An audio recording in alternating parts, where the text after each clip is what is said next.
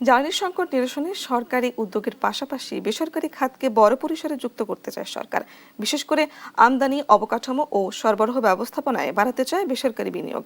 সরকারের দাবি, শক্তিশালী নীতিমালার মাধ্যমে নিশ্চিত করা হবে জ্বালানি নিরাপত্তা ও বাজারের প্রতিযোগিতা। তবে বিশেষজ্ঞদের প্রশ্ন, কৌশলগত এই খাতে বেসরকারি অংশগ্রহণ কতটা নিরাপদ, আর এর সুফলই বা কতটা পৌঁছবে ভোক্তার কাছে।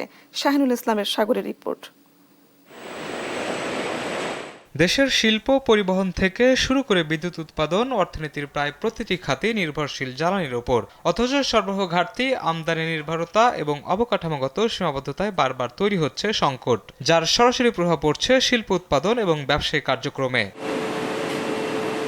এই বাস্তবতায় শুধু সরকারি বিনিয়োগের উপর নির্ভর না করে জ্বালানি খাতে বেসরকারি অংশগ্রহণ বাড়াতে চায় সরকার। এলএনজি আমদানি, টার্মিনাল নির্মাণ, গ্যাস অবকাঠামো, সংরক্ষণ ও সরবরাহ ব্যবস্থায় বেসরকারি বিনিয়োগ বাড়ানো হলে কমবে সরকারের বিনিয়োগের চাপ। ব্যবসায়িক দৃষ্টিকোণ থেকেও রয়েছে বড় সম্ভাবনা। নিরবচ্ছিন্ন জ্বালানি সরবরাহ নিশ্চিত হলে বাড়বে শিল্পের উৎপাদন সক্ষমতা, কমবে ব্যবসার অনিশ্চয়তা। একই সঙ্গে জ্বালানি অবকাঠামোয় নতুন বিনিয়োগের পাশাপাশি তৈরি হতে পারে কর্মসংস্থানের সুযোগ।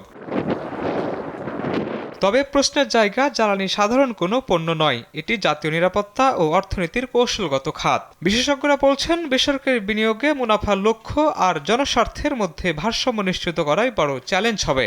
তো আমরা এখানেও যদি ভেজাল করি তাহলে আমাদের এইটার একটা তো হবে যে আমাদের এই পুরা এটার মানটা হবে কে বলে কমে যাবে, আর আরেকটা হবে আমাদের যেটা এই ভোক্তারা ক্ষতিগ্রস্ত হবে সাংঘাতিকভাবে। তো আমি মনে করি যে এই মানে কিছু কিছু জিনিস আমরা বলি না এটা সরকারের থাকাই ভালো, এটা কিন্তু সরকারের থাকাই ভালো।